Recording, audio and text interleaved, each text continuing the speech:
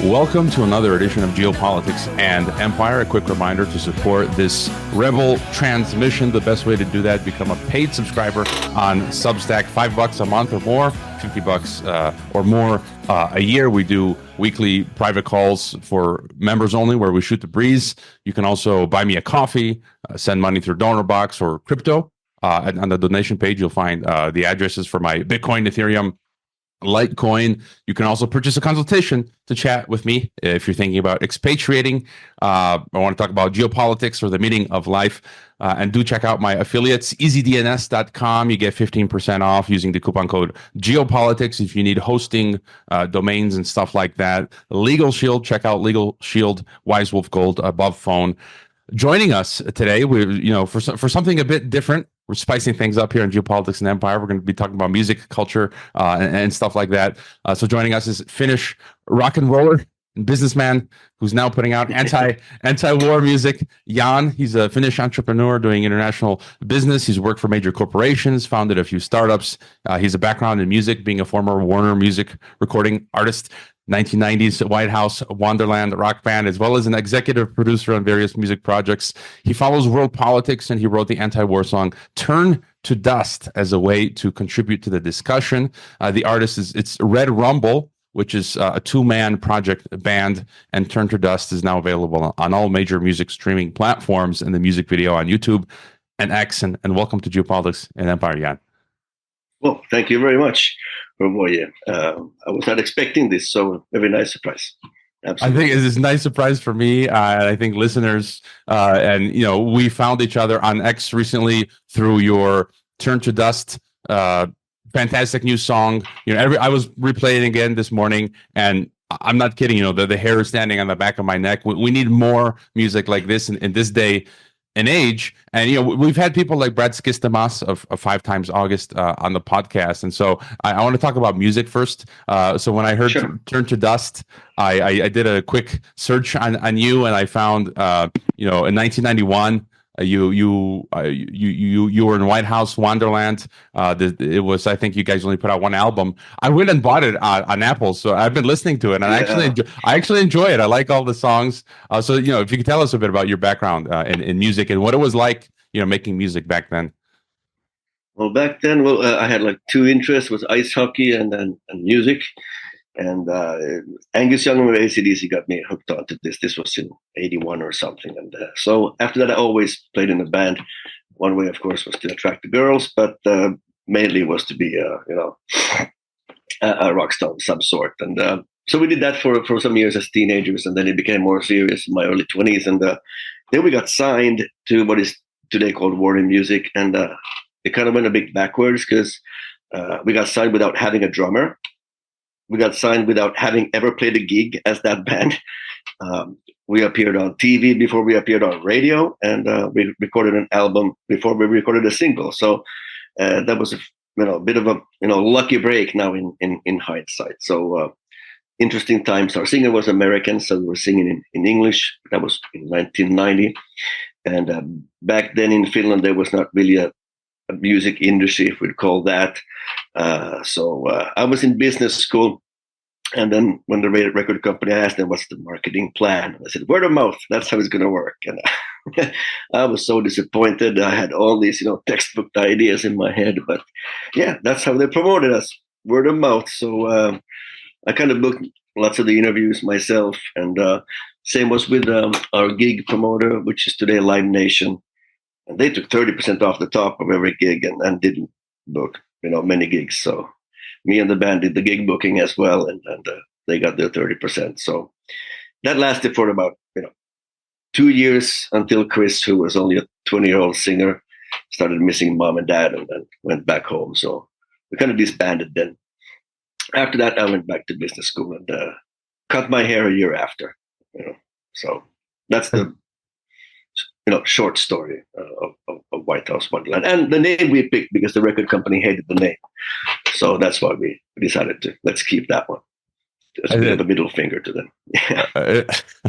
And I'm curious. One of the songs, I think I found 2 music videos on YouTube. One of them was "Young Heroes," And it kind of was very reminiscent. I'm very nostalgic, so I go back and listen to 1980s and 90s music. And I grew up traveling to former Yugoslavia and Croatia, and then we had the war at that time, and I still have that smell, that emotion from that time. And I listened to Scorpions, Wind of Change, and was Young Heroes sort of inspired by that, or?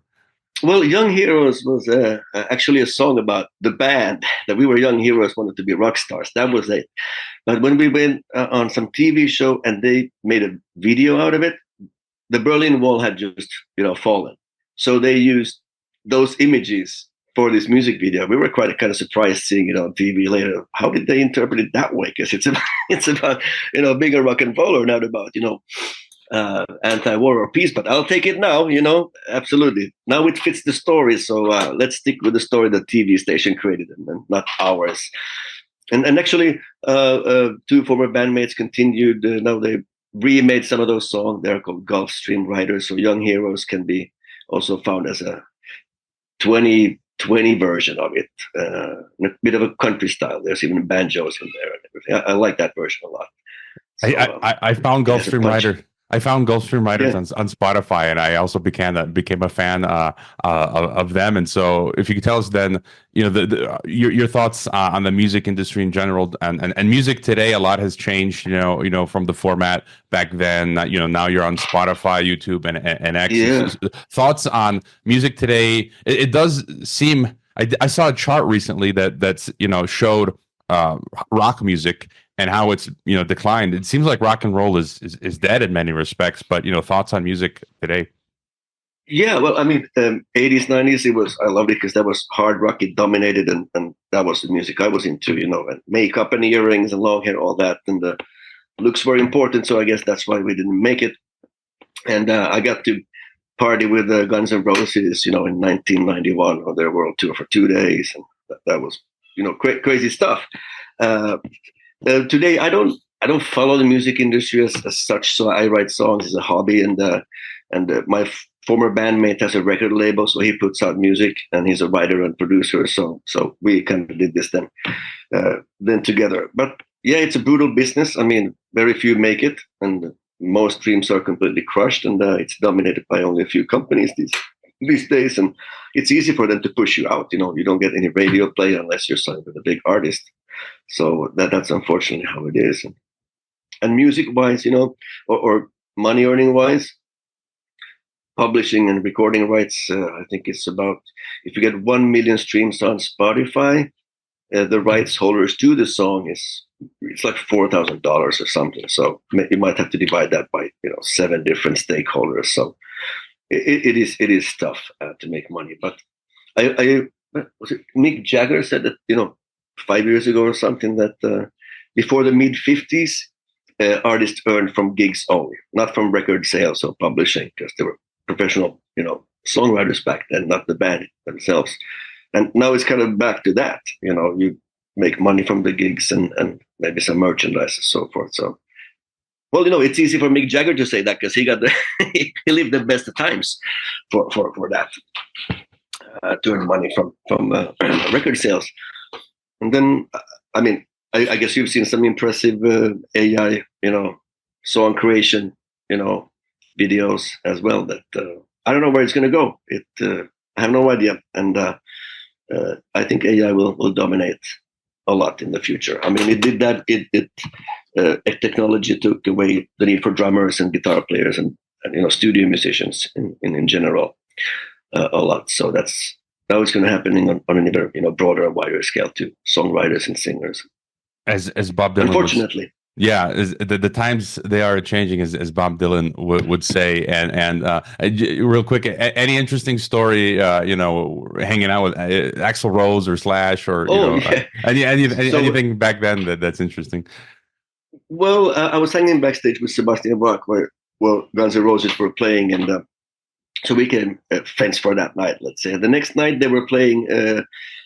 Black Crowes were in a small club in Finland in Helsinki fit maybe 1,000 people, and up on the balcony I was sitting watching Black Crowes I was wedged between Slash and Sebastian Bach, watching the Black Crows. I was pinching myself. This can't be true, but it was. And we were drinking, and then Slash passed out, and I was like, oh my god, I drank Slash under the table, and I told everybody, of course.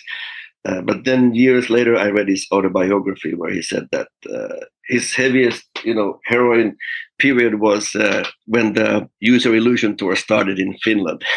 So actually, it was nodding out. I didn't understand. I was young and blue-eyed, so he didn't pass out. It was the drugs. So, but I will stick to my story still that I drank him under the table because that it's more interesting that way. So that was an interesting night hanging then with Black Crows, Skid Row, and Guns N' Roses in a private party, and we were not more than the band plus maybe 15 people. So that was nice. I've also been re-listening to Black Crows lately as well, which is funny. I'm sure you've got a lot of war stories like that. And so then coming to the new music, Red Rumble, Turn to Dust, you put it out on X. I've been sharing it.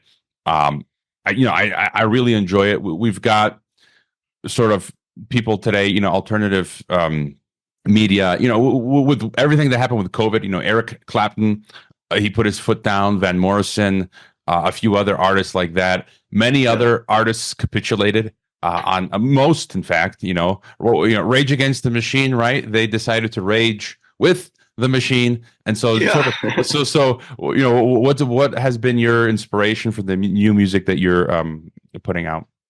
Well, I write songs as a hobby or like a creative or an outlet for my creative impulses. So I put some music into the Swedish Eurovision Song Contest, stuff like that, and write songs with some buddies. But I got tired of last year, like over a year ago, to just bitching at home about all the lies about the Ukraine war that they were putting out in mainstream media, including in this country. And I said I have to do something about this because nobody's going to listen to me if I just scream about that at home. So I started writing those lyrics, and unfortunately, the first version was ready like July last year, so 11 months ago, and they are still spot on, which is regrettable, but that's how it is. So, but it took like 17 or 18 versions until I got it right, because saying something complex in a short, memorable way is not easy. I think, was it Mark Twain who started a letter to his wife? The first words were like, sorry, darling, for writing such a long letter. I didn't have time to write a short one. And that's really how it is with lyrics to a song. It takes a lot of different versions, but in the end, I think I got it quite right. And I'm trying to send out the message. People are playing with the nuclear war just to stay in power. No matter what. I mean, look at Biden. I mean, he wants to stay in power, and he's he's watching Weekend at Bernie's. I mean, it's laughable if it were that dangerous. And then trusting the media, trusting the so-called experts and people with influence and power, it comes with other great peril. And we are seeing it being played out right now. And we can maybe get into that a bit later if we talk about what's going on in Ukraine, other places. But yeah, so it was my way of saying it out loud, and also putting a timestamp on it for my kids. But, hey, look, that was right all the way back then. My kind of legacy, if you want to say. That's the thing, being able to look your children in the eye, when they get older, when you get older, if we're not blown up. And I've told this story before, in the Balkans, my great grandfather died as a result of World War I. My grandfather, who I knew very well, was an honest man of integrity. He was a prisoner of the Croatian Nazi regime for 6 months, held in the hole in the ground. My uncle, who's still alive, he fought off the Serbs in the Yugoslav war. And so it's just like, continuing on with those forefathers of fighting off tyranny and doing what is right at all costs, and being able to look your children in the eye and say, look, I tried the best that I could. And then, getting your thoughts on what's happening. I don't know how much you speak to globalism. We hear about Davos, World Economic Forum, Klaus Schwab, the Great Reset stuff, and then then the war stuff, right? The military-industrial complex. So, what are your thoughts on what's happening in the world in some of these subjects? Well, Klaus Schwab is like a Bond villain, isn't he? Just the cat is missing. I mean, he got the accent and looks even out. It's like from a movie, but I mean, I think forcing these so-called Western values, we're trying to signal our superiority somehow, and it's not working anymore. I mean, look at if you put the populations of the US, the EU, and the UK, who had Brexit, Korea, Australia, Japan. It's roughly like 1 billion population, which is, if we're 8 billion, more or less, that's 12.5% of the world population, and we're trying to impose our values to other people. That's not working anymore. I mean, look at just examples from Africa. The US and Europeans are being kicked out. China and Russia are being invited in. China is building, the US is bombing.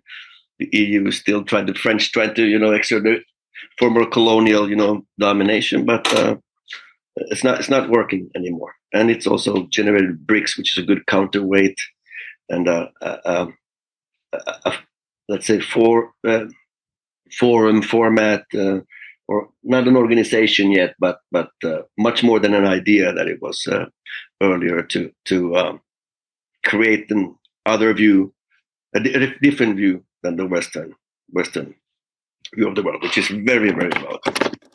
I've done business in China and Russia, so I'm not unfamiliar. Brazil too. And it seems, sorry. No, go ahead. No, I mean, it seems that they seem to have a plan. You mentioned Klaus Schwab, didn't he say that you'll own nothing and be happy?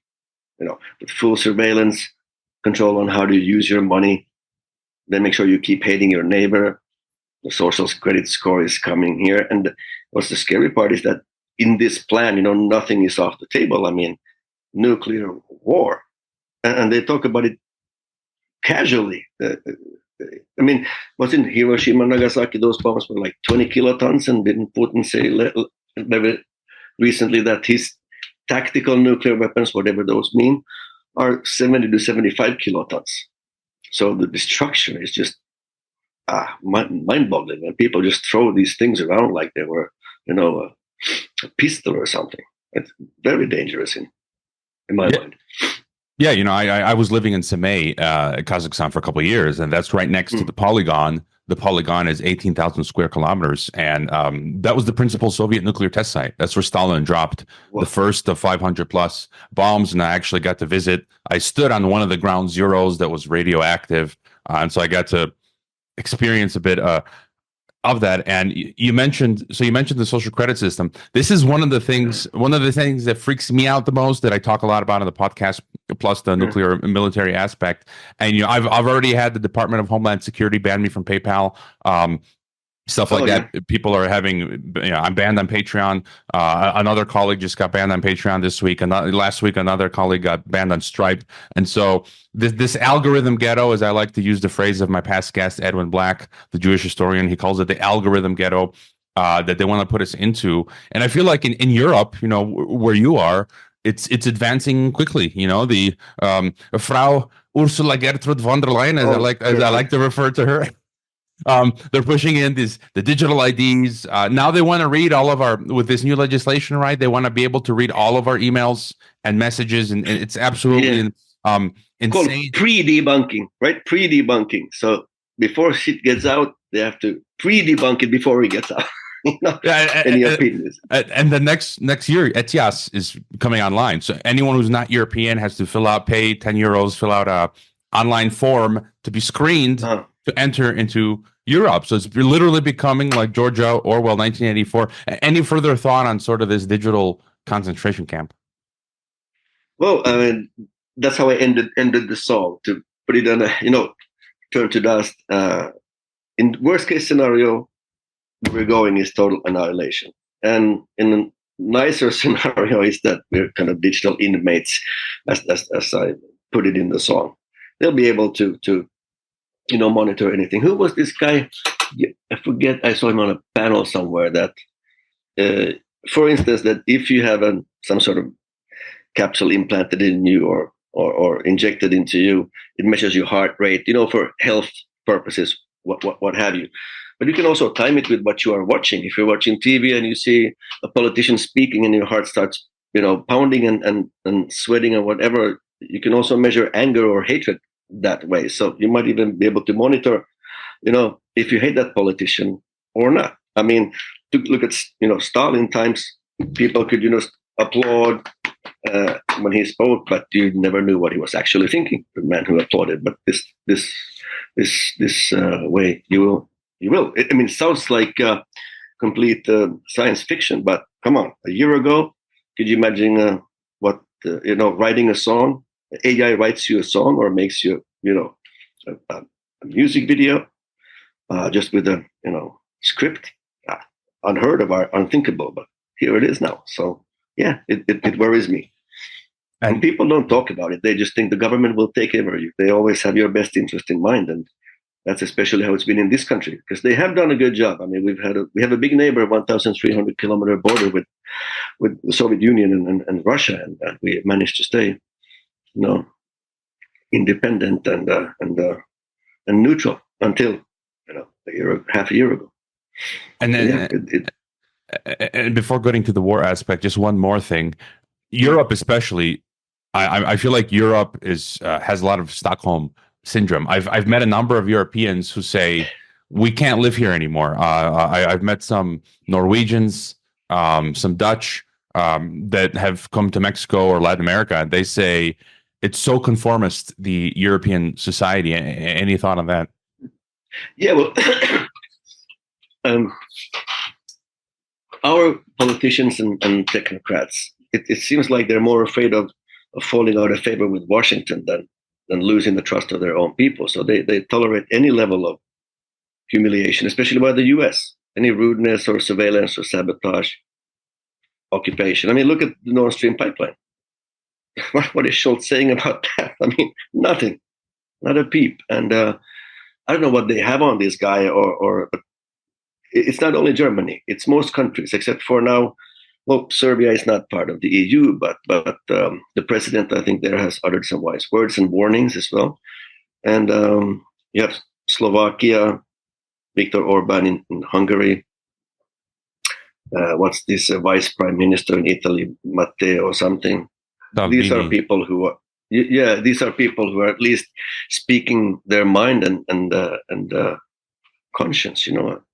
I don't know what's going on. It's really astonishing. Also, the Finnish press here, I think 75% is the approval of the Finnish press in this country. Used to be higher, but it seems to be more talking points from NATO and the EU and Washington these days, and criticism is kind of not allowed. It didn't used to be this way, especially now since we joined NATO. The conversation is very American in the newspapers here. And it's sad to see, very sad.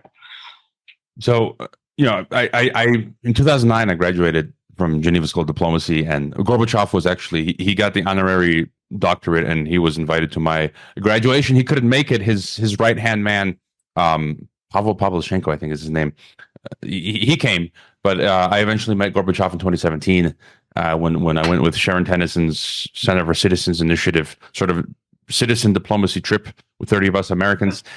And you told me before we hit the record that you met many years ago, you met Gorbachev and Putin. Can you tell us a bit about that experience? Well, it was the World Association of Newspapers in 2006.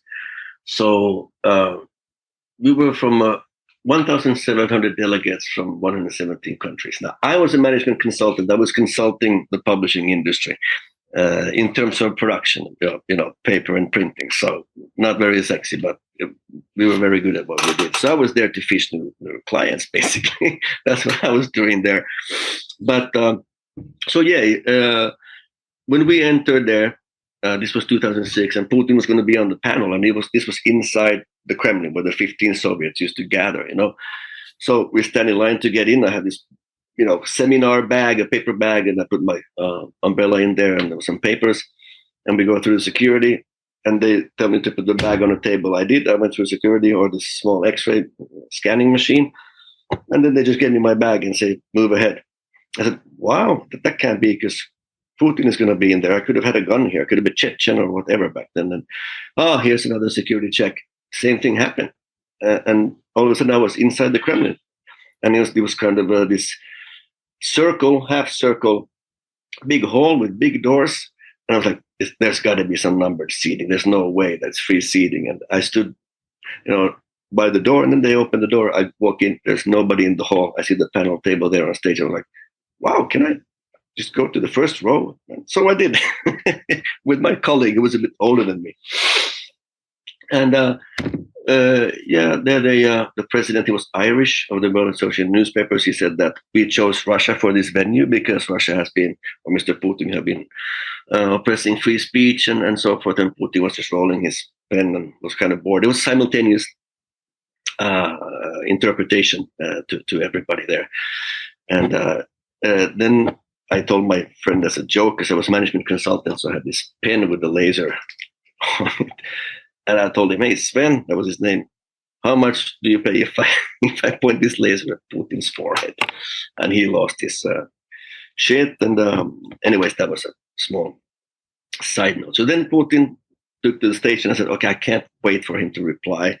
Well, he didn't really reply. He just read off prepared speech, basically said, how can I control all the media here? There's 25,000 publications in this country. True, but only 5 big newspapers and the rest are fiction magazines or what have you. So he defended himself that way. And in the middle of it, all of a sudden, some people started throwing some paper or pamphlets around. I was like, what's happening here? The interpretation stopped, and they carried these people out, and then Putin said in the microphone, they translated that there have been many Bolsheviks in this room over the years, but none have ever behaved so badly.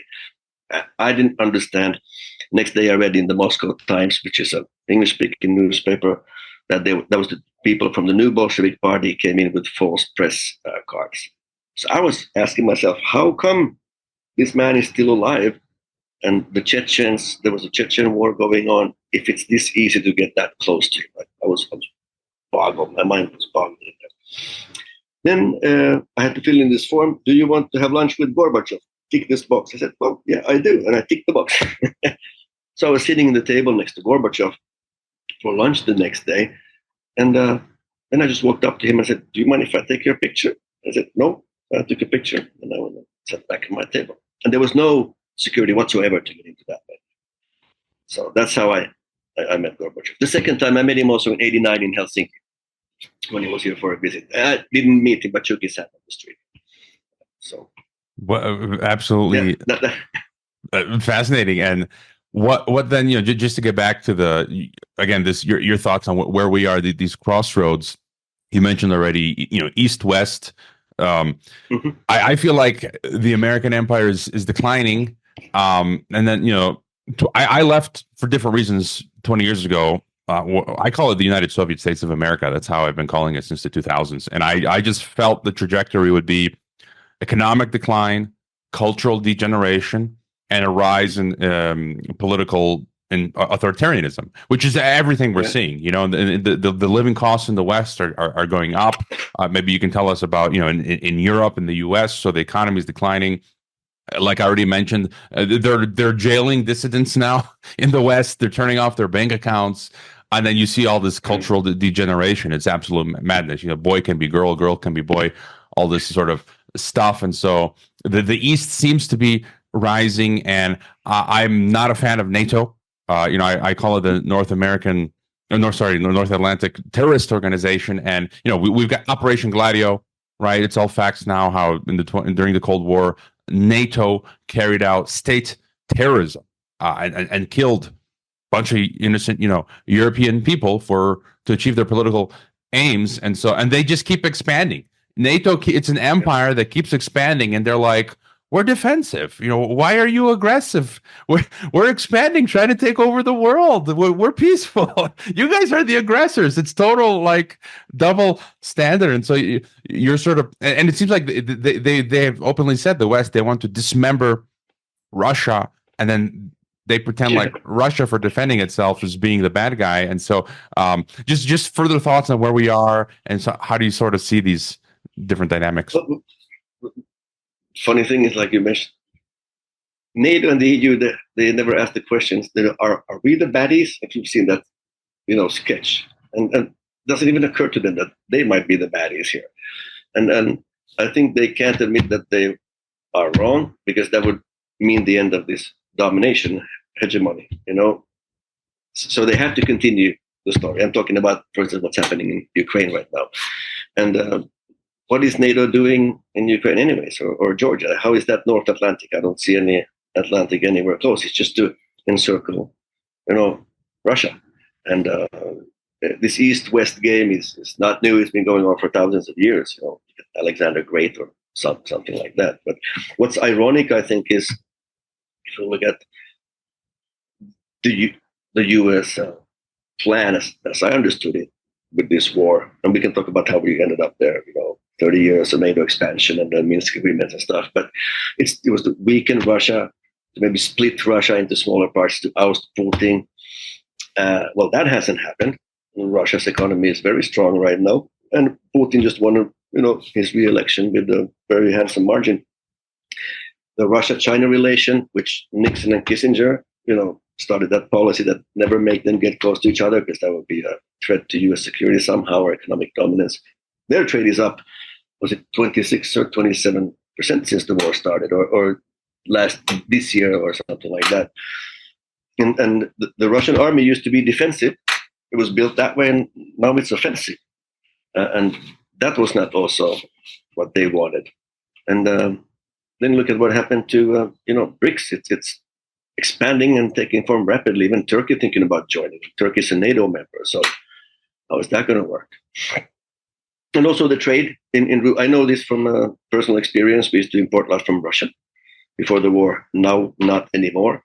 But of course, we speak with them, and they accept only not rupees, but only yuan or rubles as a form of payment. No euro, no USD under any circumstances. So it's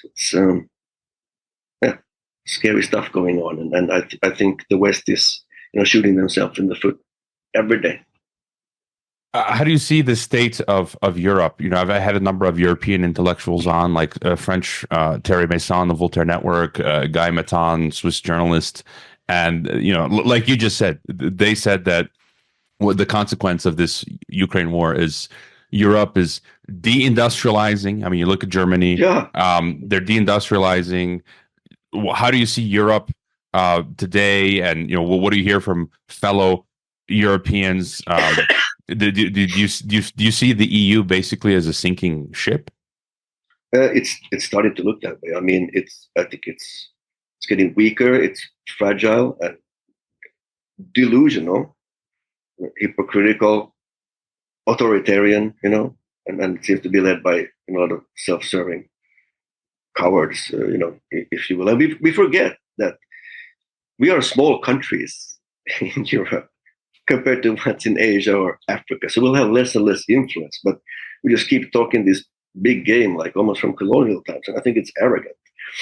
I mean, like I think I mentioned earlier that the EU politicians, accept any BS from Washington, and let them get humiliated and without consequences. So EU is being marginalized. I think they're losing agency, partly also identity. I mean, there's a lot of migration going on into Europe, and it's not being integrated. And I don't think maybe it's not even possible. And we don't have much natural resources here. European, the UK and France and the big guys used to bring them from the colonies, like uranium from Nigeria, and I don't think that's happening for France anymore, or it's about to end, which is going to be a big, going to hurt France a lot, like the natural gas for Germany, and also what's important and so stupid, we're losing, important economic allies like Russia and China. Why are we doing that? Like I said, we're shooting ourselves in the foot, and I think we're quite fragile. I mean, I remember I lived in Copenhagen in 93, 94 as a student, and they have this red sausage called pølsekål.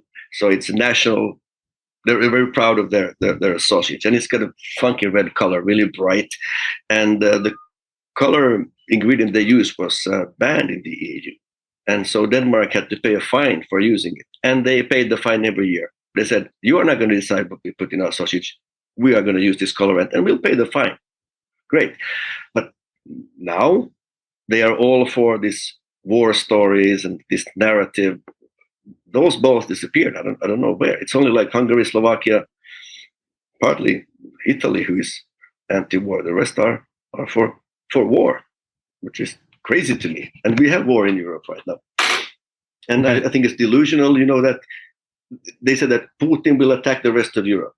I mean, where has he ever said that? Not that somebody says he said it, no, but where is the video of Putin saying that? It's nowhere to be found. It doesn't exist. And why was NATO not prepared for Russian aggression before 2022? Why didn't we have lots of fortresses on the borders there? We didn't, because we were not expecting anything like that. Nobody was. So it's a BS story, unfortunately. Yeah, gotten out of control completely. Yeah, when we look at the historical record, I mean, again, U.S. and Europe, all the military bases, year after year, regime change operations.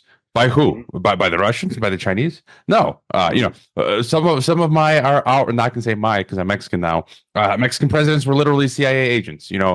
Endless coups from Iran 53, Guatemala 54. We can go on and on and on. And so Russia has also had their share of that, right. Since but the quantity, I'm talking about the quantity is statistically more in the 64, I think I saw somewhere the US have been involved in sabotage or armed conflicts or regime change operations. But also why the EU is hypocritical is it was this Hungarian foreign minister or something said that they're building a nuclear plant. The Russians are building it. But because of the sanctions, Russians can't work there. So there's UK workers, French workers, and engineers, and US workers working on the site, but they're paid by Russians. So how is that with the sanction? And US bought $1 billion worth of uranium last year, and before I think now the oil, Russian oil, is bought by India. It used to be like close to only 1% or 0% that India bought from Russia. Now it's 40%. And who is India's biggest oil customer? The EU. So we're buying Russian oil through India. India puts a margin on top, and we just pay more for it, but it's Russian. So the hypocrisy is just, ridiculous.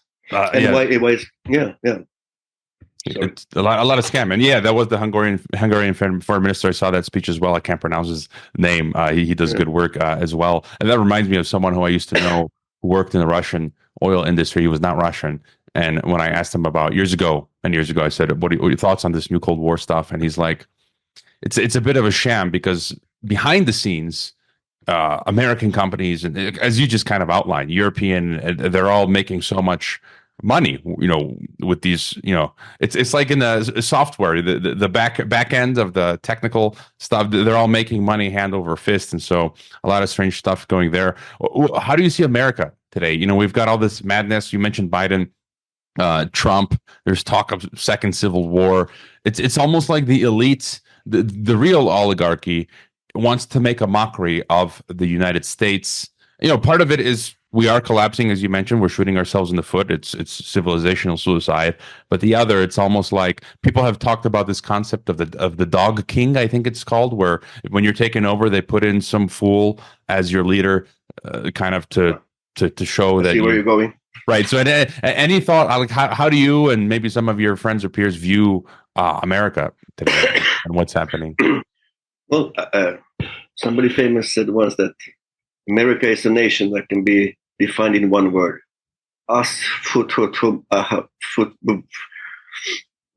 that Biden who tried to, sum it up in one word, and he didn't manage to do it. So, going back to your dog king thing, I mean, I followed American politics. I got introduced to Bernie Sanders in 2015. That got me started, and I really cared about what's happening there. But not so much anymore, really, because as the saying goes, you get the government you deserve, and that's the best government money can buy, as somebody has quoted. But that said, what happens in America affects us all here in Europe, because a lot of the foreign policies is directed by domestic policy. I mean, look right now, Biden's still there. He wants to stay in power, and he can't even, get a sentence straight or find his way out of stage. So it's corrupt, like in many places, and there it's legal, because you have Citizens United since 2010. And you have all these PACs, and censorship is getting really out of hand, and all these distractions, which is, hate your fellow man, and don't look up, don't look how we are robbing you and how we transfer all the wealth to the top. Just fight amongst yourself, and drug problems. I mean, look at what happened to Portugal. You may know that they made all drugs, even heroin and these classes, legal, and the drug use has gone down a lot, and also the associated crime. A lot of homeless people in the US. We don't have any homeless people in Finland anymore. And they solved it by the way of providing a home first for the homeless person, and not asking them first to get a job and get clean, and then you might get a place to stay. No, you get a place to stay first that feels like this is my, my living space, and I'm responsible for this, and a safe place to be. And then you get motivated to, solve your problems. And the border also. If you look at Hungary is paying 1 million euros per day if it doesn't agree with the EU immigration policy. That's the authoritarian, example as well. And the US, I don't know. It's what people think about it. It's certainly less popular than it was before in terms of what people say about it.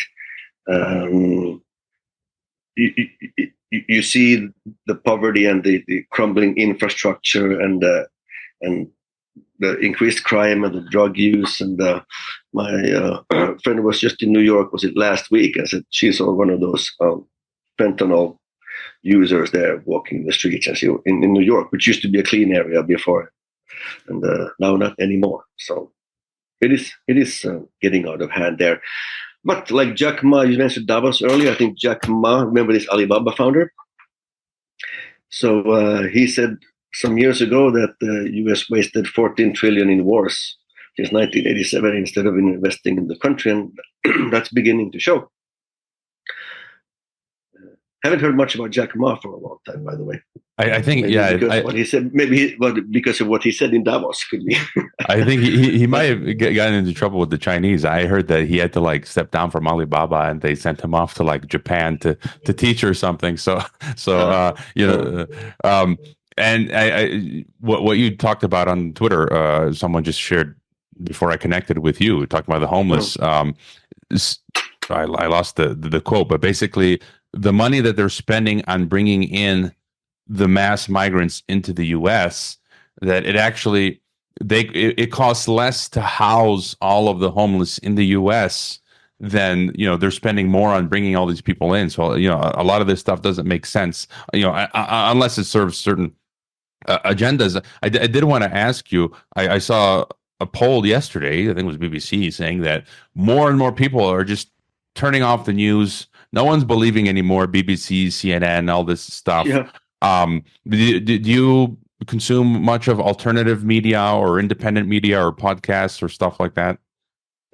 Only. I mean, I used to follow American politics a lot, and I was watching MSNBC, CNN, and Anderson Cooper's and Rachel Maddow's and all these things. But after a while, I learned what the story was. So to kind of rule of thumb is that whatever they are saying, the 180-degree opposite is the truth, to put it, simply. And that I don't have to anymore. I know what they are saying, so I don't have. I mean, there is not a war that the mainstream media in America hasn't supported. They get a boner for it. It brings eyeballs, brings revenue, and that's why they are all for it. And I mean, Jeffrey Sachs, by the way, he's a big fan of Turn to Dust. So I'm very proud to say that. That's why I put the JFK quote in there in the beginning to lure him in. So that worked. So he hasn't been on mainstream media for 4 years since he told the truth about the Syrian situation. So those views are not allowed on mainstream media. But doesn't really matter. I mean, look at the size of Joe Rogan's podcast, for instance. I mean, it's huge. Is it 14 million per episode people are watching, or more? I mean, CNN takes a month for them to get that kind of traction. I'm guessing. I don't know CNN's numbers, and the average age of these viewers is like 60, 65 to 68 or 70, something like that. So So do you have any thoughts on how to? You mentioned earlier that we each sort of contribute in our own way, right? I'm a former professor, teacher. I'm doing the podcast now. You're making anti-war, anti-globalist music, and so I always go back to Teddy Roosevelt: do what you can with what you got, where you're at. And so, any thoughts on how? What can we do? People around the world, we're watching all this. We're watching our governments take total control. We're almost like helpless. They're we saw what happened with COVID. They all the madness that they're doing. What can we do? I mean, did you expect at some point we might see people rising up? What can we do to sort of push back against this insanity? Well, people say that voting. I mean, we had the Euro elections here, or Euro Parliament elections. There was a small shift there, but basically, it's not. EU Parliament is not actually doesn't have that much power. It's done in the Council and the Commission, who are unelected people. So that's kind of a sham way or misled way that you can affect a lot that way. But to a certain extent, if it's a big landslide, yeah, you can. I think best have been working is protests on the streets. I think it worked regarding the Vietnam War, or was it 1 million people in Central Park in 1982, and Reagan started the disarmament based on that. Look at the French people, and every time there's a small problem, they're on the streets. So that seems to be working. I don't know, and keep talking on independent media and these platforms. But as you know, many are silenced and at least demonetized. For people who live off this. I'm not a songwriter by any stretch of full time at all. It's not it's not how I make make a living writing songs now. So, and any other thought then that you think is important to get across, or final thought for us? I think it was Robert F. Kennedy Jr. who said that peace goes arm in arm with the truth. So without having the truth out there, you cannot get peace. And now in the West, there seems to be not much truth, at least that the media is talking about, and our leaders, which is a shame. So I don't think we'll probably get peace for a long time. And I remember I was a young kid. I was in Moscow in 1978, and then there was only one truth, but the Pravda, which means truth in Russian, the newspaper. They put it on on windows or walls. The whole newspaper spread out, and people stood there in the street in the cold. This was in January, reading the newspaper. Nobody had their own, copy of it, so they all read the same Pravda, the truth from one source. And I do see some parallels to the former Soviet Union, what is happening right now in terms of information.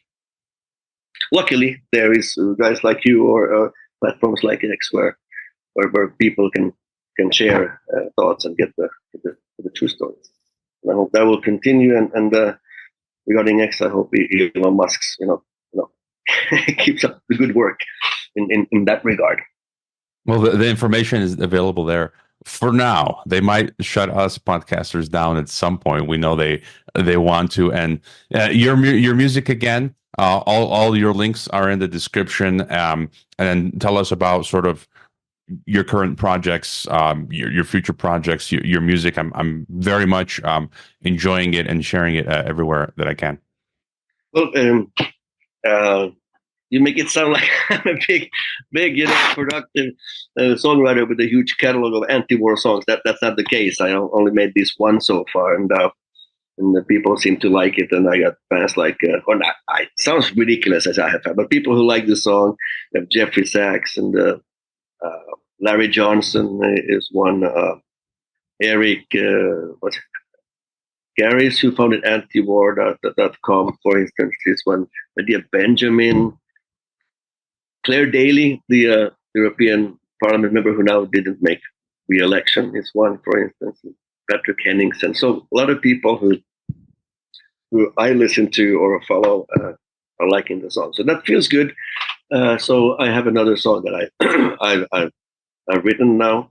Of course, it will change during the production and so forth, but I have it in my head and on the piano. So we will see if we get to record that during this summer and put it out late summer, early autumn.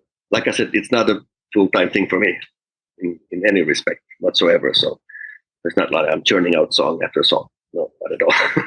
But I think it's important, and I think it inspires many of us, whether some people are inspired by a podcast that I do, or I'm inspired by, hearing Turn to Dust. And, it's a little, each of us inspiring each other to keep moving along, not to give up. And so, everyone follow Jan on X, YouTube. You can find the music. All the links are in the description. And Jan, again, thank you for coming on for this, sort of different type of the conversation, for being on Geopolitics and Empire, and keep on rocking in the not so free world, as I like to say. Oh yeah. Did you see that video of Blinken playing that song in the nightclub? Oh man, that was appalling in my mind. Playing that song. I'm not sure if Neil Young would approve, but at least the lyrics didn't fit the occasion in my mind. Speaking of keep on rocking in the field. Yeah. Thanks, Roy, for having me. It was completely unexpected. My first interview in 30 years. So like I said, last time I was interviewed about guitars or something like that. So it's felt completely different. That's for sure.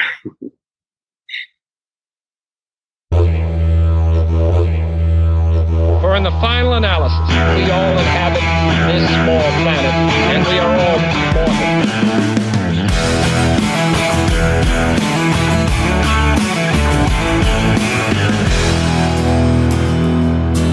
Lately I've been watching the world gone mad. Brothers and sisters full to take a stand, to hate their fellow man, another man. Divide and conquer is the acronym plan.